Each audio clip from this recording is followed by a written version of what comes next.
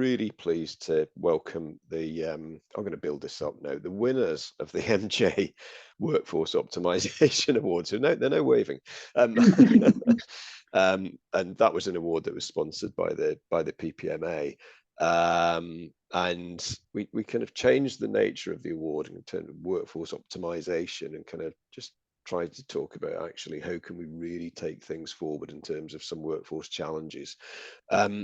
So this is very much about, this is colleagues from the Place Academy, and they'll explain what that is, in Central Bedfordshire, and talking about both the creation of the Place Academy and what it's achieved. So I think without further ado, I'll hand over to two colleagues, so Lisa Newlands, who's Place Academy Manager, and Barbie Calvert, HR Business Partner, and they'll talk through their approach and solutions and what's been happening even probably since they won the award. So over to you. Well, thank you very much and good morning, everyone. Firstly, I would like to say thank you very much for inviting us to present here today and share the good work that our academy model has brought us. It's been really exciting and rewarding to understand just how much interest and enthusiasm there's been about it so far. So I'm going to hand over to Lisa in a second to start the presentation. And I have to say, Lisa's been really invested in the academy, and I think has put an enormous amount of time and effort into ensuring it continues to go from strength to strength. So without further ado, I'll hand over to Lisa to share the presentation and take you through it. Thanks.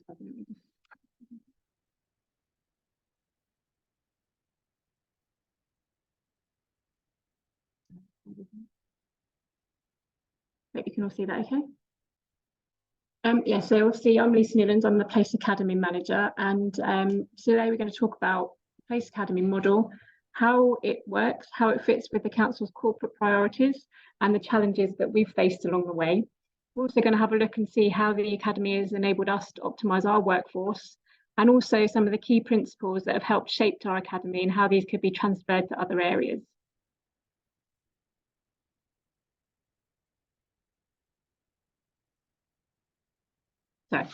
So in terms of how the Place Academy was created, in 2017, we carried out a directorate restructure, and which involved staff consultation. The new structure created the Planning Academy as a separate team. Members and our corporate management team made a long-term financial commitment to this approach. By agreeing to create a new post for a dedicated manager and several new trainee positions, so that we could grow our own and for the vacancies that we struggled to fill. So I'm just going to share a short video about our assistant director.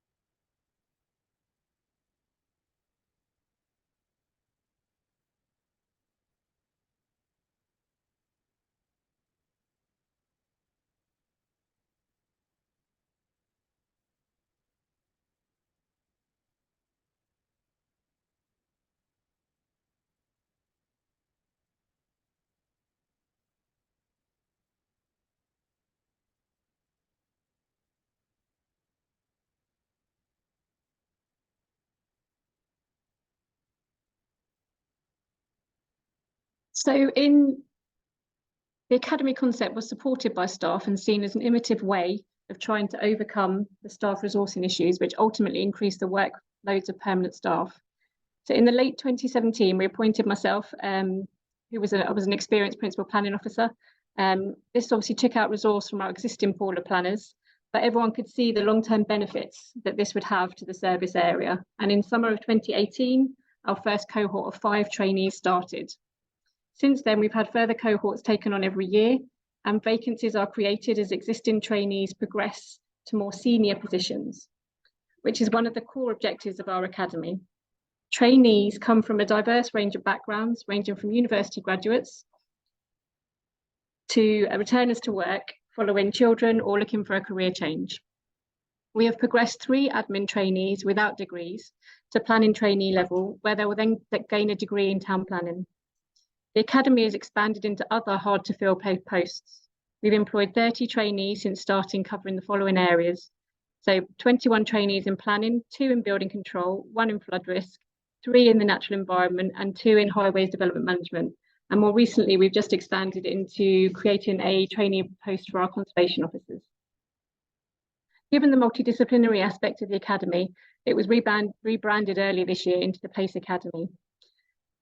So now what Barbara can do is Barbie's going to discuss how the academy aligns with the council's corporate priorities and the Vision 2050. Thanks, Lisa. So this slide on your screens now illustrates the principles and priorities that Central Bedfordshire have adopted as their strategic plan. It's important that our academy aligns to these. Creating opportunities for rewarding work, you'll see on there, and improving educational attainment and progress are particularly pertinent to the academy, as 80% of our trainees live and are recruited from the local area. They help deliver another priority to help deliver quality housing, and we're making the best use of our resources. And dare I say it, another priority, we're enabling people to live their best lives. And they're all contributing to making Central Bedfordshire Council a great place to live and work. The next slide shows an illustration of our Central Bedfordshire's 2050 vision.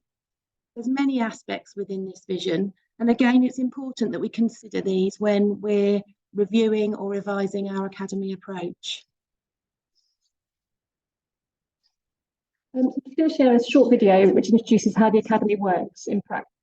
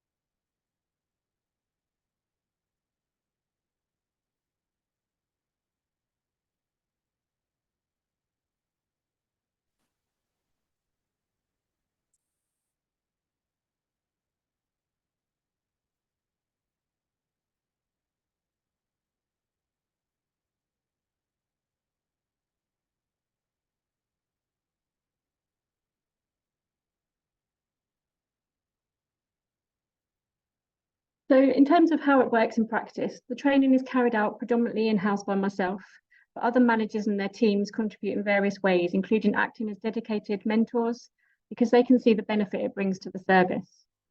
The dedicated resource has been a key part of the academy, as it provides someone within the service area that has the time and ability to focus on providing the structure and support for the trainees that is needed, and this enables them to progress quicker than normal.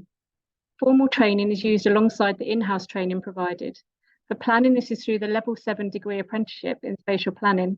For non-planning trainees, they undertake other technical qualifications, and where possible, we make use of the apprenticeship levy. This therefore reduces the impact on the council's often ever squeezed training budgets. Before the first cohort of trainees started, a comprehensive training programme was put in place. This covered not only the basics of planning, but also skills essential to working in local authority, including customer service, time management, and political awareness. The training programme is constantly reviewed and adapted. The trainees also spend placement time in other service areas of the Directorate on a rotation basis to broaden their knowledge of the council's services and encourage collaborative working. One particularly key placement for planning trainees is enforcement. This allows them to develop their skills in terms of condition wording and the implications of what happens if things go wrong. They also provide extra resource for the teams that host the placements. Individual training plans are put in place when the trainees start. These set out the career map and key milestone skills and behaviours required for each level and how they can progress. The trainees then have yearly reviews where they are assessed against these milestones and progression and aligned to these milestone reviews. The trainees are provided with a mentor from within the service area to meet with them regularly and support them in their journey. The mentors themselves are provided with training in how to coach and mentor effectively, and therefore provide them with development opportunities. We have taken on cohorts of trainees each year since 2018, and many of these have been promoted internally. It's therefore an approach which has longevity and a proven track record. We faced a number of challenges along the way, but have adapted our approach to deal with these and turn many into opportunities. Much of our training takes place face-to-face, and during COVID, we found it difficult to provide engaging training online. Trainees also miss the benefits of being in an office environment where it's easier to ask questions and learn from conversations taking place. Most council staff here are now home-based, but have been able to return to the office gradually. We've adapted our training so we have regular online reviews with trainees, regular one-to-ones, and we ensure that the whole team is in the office 1 day a week, when a number of more experienced officers are also present to replicate that kind of office environment that was missed. Staff retention has also been a challenge. There has always been a risk that once the trainees are up and running, they are attracted by promotion at other local authorities or higher salaries in the private sector. This is why we took 5 on in the first year, recognising we may lose some along the way, which has happened. Partly we were quite happy to almost take a bit of a loss on the fact that we're increasing the pool of those officers available as well, and hopefully they might come back to us. To try and prevent this, we have introduced a career grading structure to allow progression trainee through to planning officer level with salary increments once certain milestones have been met. This has proved very successful, as trainees know that they have a clear pathway with us, and so far we've only lost 8 out of the 30 trainees, some for simply personal reasons. At the end of 2021, we carried out a review of the academy approach by consulting with staff. There was strong support for the approach, but it did pick up a couple of issues. It identified a lack of experienced officers within the academy team to provide direct support and guidance, which placed more pressure on the dedicated manager and the mentors in the other teams. To tackle this, we increased the size of the team, drawing in a couple of experienced officers from the other teams, giving them new supervisory experience with some of the trainees while supporting and deputising for the dedicated manager. Finally, the trainees told us they wanted more exposure to other types of applications, so we created opportunities for them to be involved with complex projects by shadowing and supporting senior officers. This in turn gives the senior officers extra support with their projects and keeps the enthusiasm the trainees have in terms of what they might be dealing with in their future career. In terms of outcomes and impacts the academy has created for us, since we've started the academy, we've successfully filled 10 posts internally through promotions within the service area, saving significantly in recruitment costs in terms of external advertising and staff time spent on recruitment. In 2022, all planning officer vacancies were filled internally from within our academy, meaning we have a low vacancy rate. We've not employed any agency staff in planning since 2020, which has also significantly reduced costs for the council.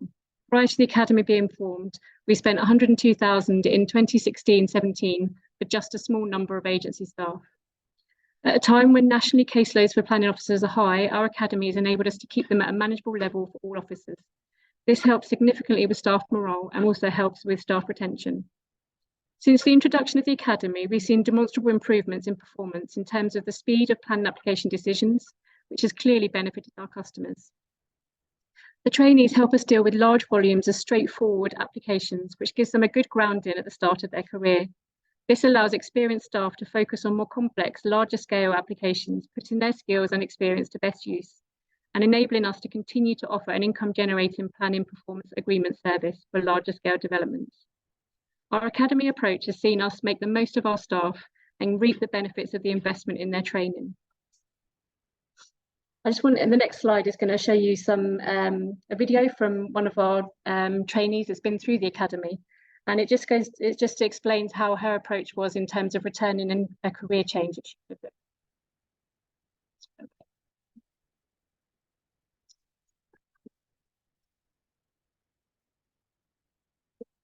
coming into planning, I had an undergraduate degree in geography, and at university I was interested in going into planning. It's something that I never had the opportunity to do. So I ended up working for Waitrose as a manager, and decided that actually that wasn't for me. So when I saw there was an opportunity to come to CBC and get into planning where they would train me, I jumped at the chance. So I then, sponsored by CBC, did my master's at the University of Westminster, where I then worked part-time with the council, and they supported me and paid for my master's degree. I personally completely changed career when I was a mum with young children. So the support that the Place Academy then gives you in allowing you to go out of work and go then get trained allows you to become the planner that you want to be.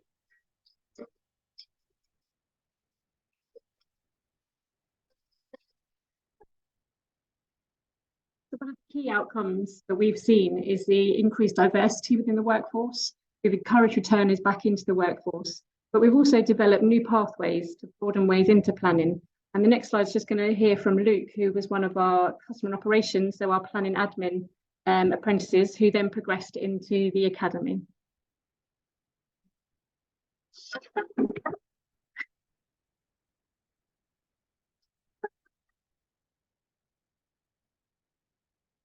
Didn't really know what to do straight after school, so I finished my A-levels and I felt that I learned better, more hands-on.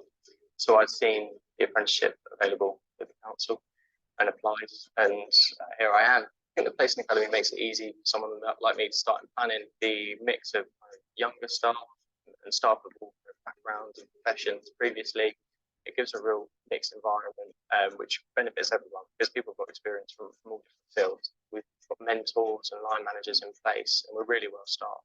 So we always have someone that we can turn to and ask questions. That really helps with planning, especially because everything is kind of decided and assessed on a case-by-case basis, where nothing is the same.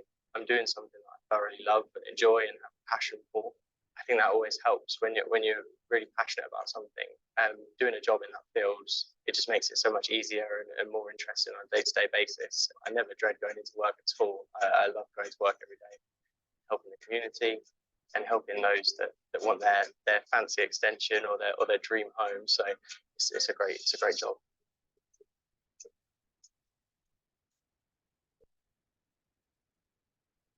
So I just want to cover some of the key principles that can be sort of transferred from our model and that we've used in other areas of the council. So the dedicated resource, having someone to concentrate on providing training and support for the trainees is key. It prevents the trainees from feeling overwhelmed and ensure there is direction and accountability within the team. Corporate and member buy-in is also integral to the approach. Without this and the commitment to long-term investment, the model could not have developed. There's a need for a rolling approach and not just a one-off, as there will be some losses along the way and it does take a while to get up and running properly. Exploring the local demographic and developing suitable pathways into the profession has increased the diversity in our workforce and creates a more successful recruitment environment. This has enabled us to provide the right jobs that meet the needs of the business and the local community.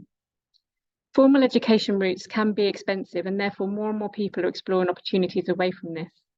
The use of the apprenticeship levy allows us to provide formal training alongside the job experience. This allows trainees to progress quicker than normal as they have experience of the job along with the knowledge that they're gaining at the universities. To support junior officers and trainees, you need to have staff buy-in and the commitment from them to help support and mentor them. It's essential they recognise the benefit of the time they invest and also investing in them to provide them with the skills to mentor and support the trainees. This provides them with skills and opportunities for their career progression.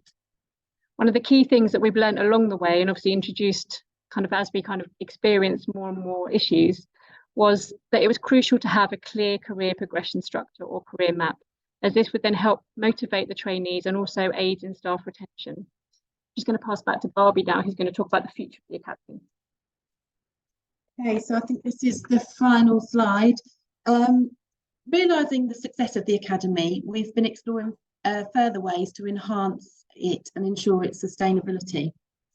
As corporate parents, we're looking at providing opportunities for that group of people to join the Academy and potentially explore planning pathways. The council already offers work experience, an extensive work experience programme, but we're looking for the academy to allow people, not just students, to dip their toe in the water of planning by providing a work experience programme for them that's linked to the academy. Lisa and colleagues from HR, Learning and Development, have also had discussions with local colleges to talk about T-level placements, and this will allow people to do an extended placement within our assets, building control and planning teams. And that creates yet another talent pathway into typically harder to fill roles and supports our 2050 vision. Knowledge sharing. The reputation of our academy is growing, particularly since winning the MJ's Workforce Optimisation Award, I have to say. And Lisa and the team are continuing to explore other opportunities with the support of the LGA, EPMA and the RTPI, Royal Town Planning Institute, to provide insight and assistance to other authorities that might be looking to develop a similar model. With workforce planning, through effective workforce planning and a desire to build resilience in other hard to fill roles, our academy and HR are continuing to work together to determine how we might use the model's established principles to offer other trainee opportunities in those hard to fill roles in other areas of the business. And finally, Lisa is relieved that we're ready to welcome our next cohort of apprentices who are due to start next week. So Lisa and the team have been busy preparing for their arrival. The recruitment for this process started in April this year. We closed applications in June, and we're really pleased with the 50 applicants that we had, of which we selected 4. So to support the recruitment this year, we developed some brand new web pages, which include some of the videos and some case studies of some of the trainees, and they can be found by searching Place Academy /Central Bedfordshire. So I think without further ado, we'll hand back to Gordon and see if any of you have got any questions that we will do our best to answer. Excellent, thanks both. Really, really good story. Obviously a good story because you won the Workforce Optimisation Award, which you helpfully mentioned again. And very brave to use video clips because it adds some complexity around, you know, remote sharing. With the first couple, people couldn't hear. You might have picked that up in the chat, but so really good that we had subtitles. And I think Grace has confirmed that we'll share the slides and recordings next week as well, so people will be able to watch the videos. And you've put the link in there as well. But I'd just say there's really good stories. And I suppose just I haven't got anything. Hang on, let's see. There's the message in the chat. Yeah, so just kind of congratulations in a way. So if people have got questions, put them in. But a couple of observations just while we're adding some questions in. I suppose one of the really important bits that you drew out was career paths. So it's not just about getting trainees in, it's then having clear career paths. I mean, you're right. As you train people, you invest in them, there's always a risk in them leaving. And I think that alumni as well of, you know, I don't know if you keep in touch with them in terms of potentially coming back or just hope that they might come back, but that feels like an important part of it as well. But, you know, clear career paths with promotion opportunities feels like an integral part. There's a question from me as well around, it was obviously you had huge difficulties, huge shortages, unable to deliver services properly, going right back to the beginning of this, but how difficult was it to persuade senior managers and members to kind of invest in the long term? It was an idea that came from our assistant director at the time, and he lobbied his director. And through sort of the budget setting process, he kind of lobbied to use some of our PPA, which is the Planning Performance Agreement money, to help fund the creation of the academy. And that money secured the trainee positions. And through the restructure, they were able to use some of the budget of that to create my post of the team to lead it. But the continued kind of investment has become more apparent due to the success that we've had. So after the success of the first year, the impact it had on workload, how it helped staff retention. I think the fact that we had over 90 applicants the first year kind of almost gave them that boost to then kind of continue to invest. I think initially they kind of agreed to invest for 5 years, but that's obviously then continued now beyond that, and it's kind of become its own success rolling programme. Excellent, thank you. And I'll just pick up a couple of questions that are in the chat. So one from Rachel Morris around what the recruitment process looked like. So what sort of did it constitute? What were the elements? There's an HR question for you. So when we first established the academy, I worked very closely with the HR business partner at the time, and we created a sort of really effective campaign. And we did that by approaching universities and a number of different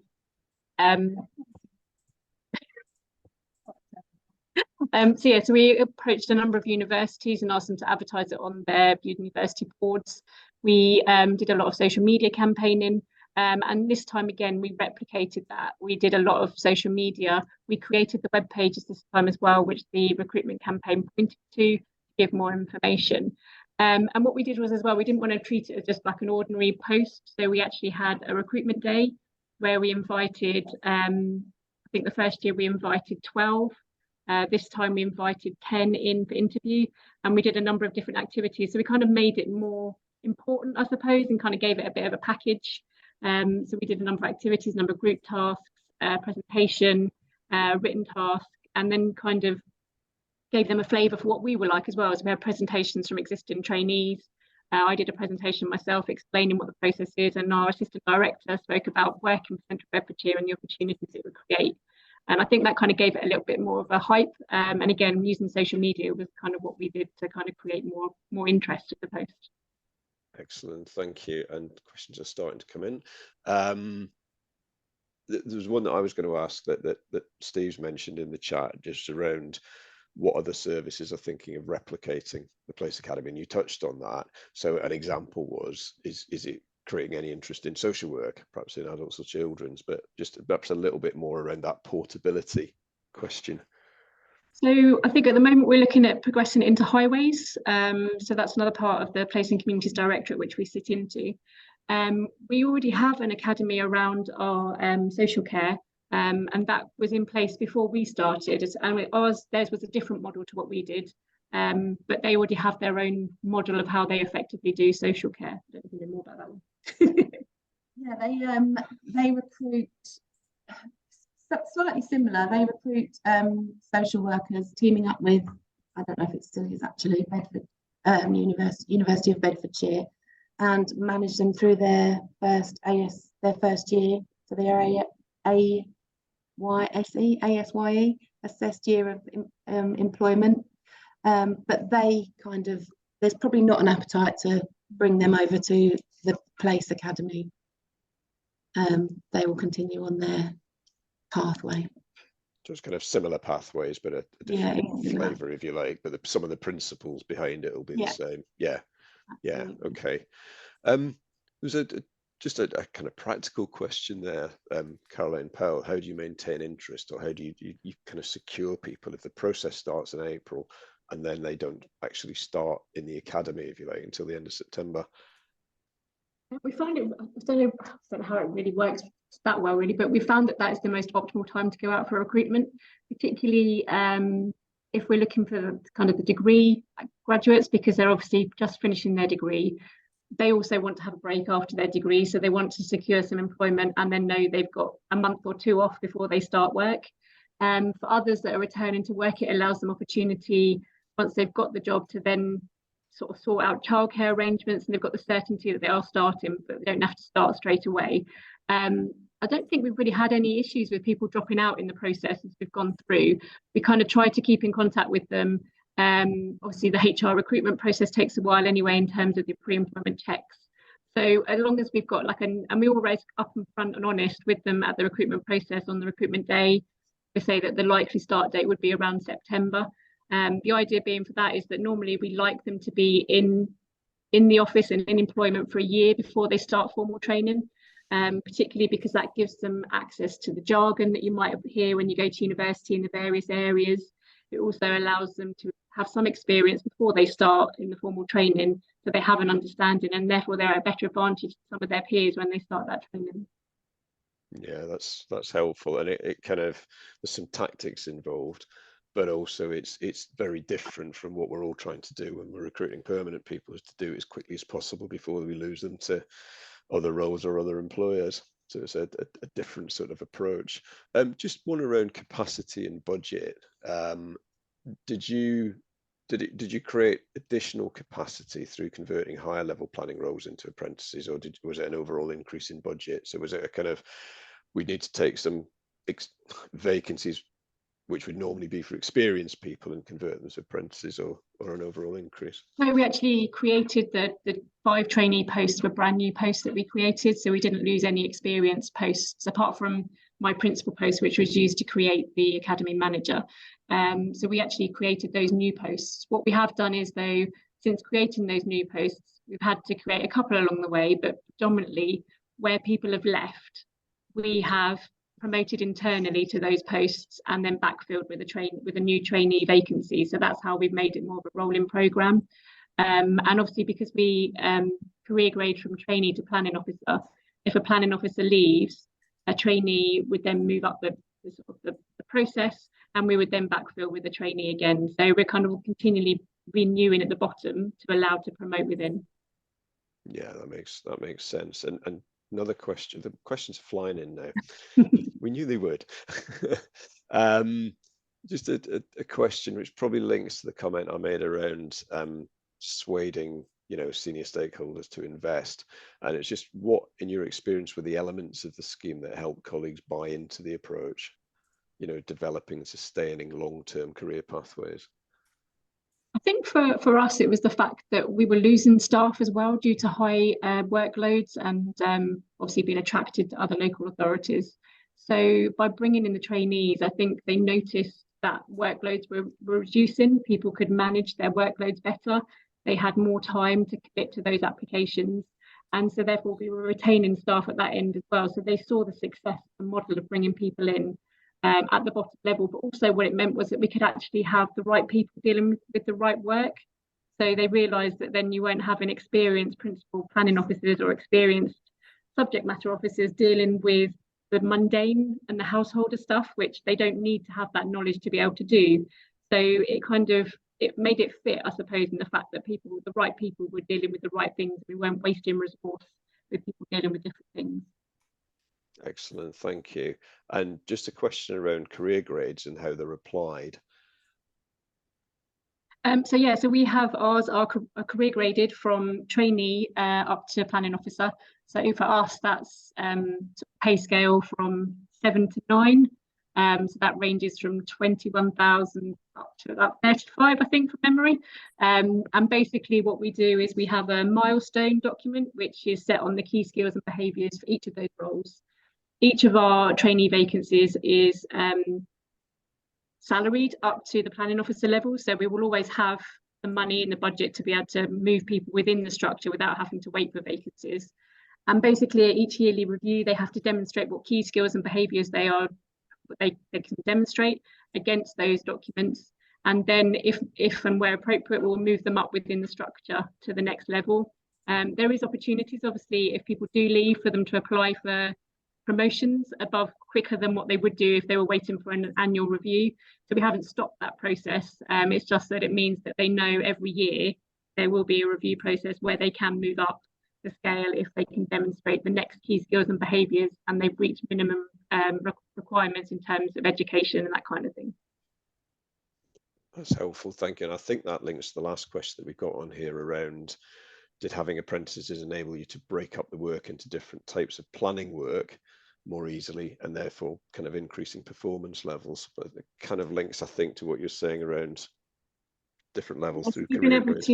We've been able to make sure that the right people are dealing with the right work. So basically, as they come in, they deal with sort of the more basic applications, and as they sort of progress and they've been here a year or so, they start moving on with more complicated applications, and that then gets them ready to move up to the next level when they're due for the next review. And then we kind of just increase complexity as they go through. But obviously, I mean, everyone knows you don't want to deal with all the basic stuff the whole time, which is why we give them opportunities to shadow senior officers. we encourage our senior officers to take the trainees along to meetings as well, just to give them exposure to those kind of environments, and allow them to get those skills ready for when they want to move up into the next levels. I think as one of your trainees said on the video, people getting their posh extensions and their dream houses. It's what it's all about in Central Bed. And then I think another one, and I think this links, I was just thinking about benefits realization and how much work you did on kind of projected benefits when you started this, but just whether you've seen a general improvement in performance across the planning function. Yeah, so since we started the academy, I think now all of our other or minor applications are around about 97%, which before they were around about 85%. So we were just meeting government targets, and now we're exceeding government targets in our performance. Basically, we've also been able to deal with applications quicker. So whereas some authorities are dealing with them out of the statutory time frame and agreeing extensions of time, the majority of ours are within the statutory time frame. And we can deal with them within the 8 weeks. And ideally, most of my team are looking to deal with them as soon as the consultation period's expired to get those applications through quicker.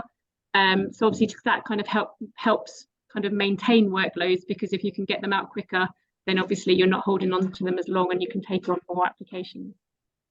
Absolutely, absolutely. I've got no more questions in the chat.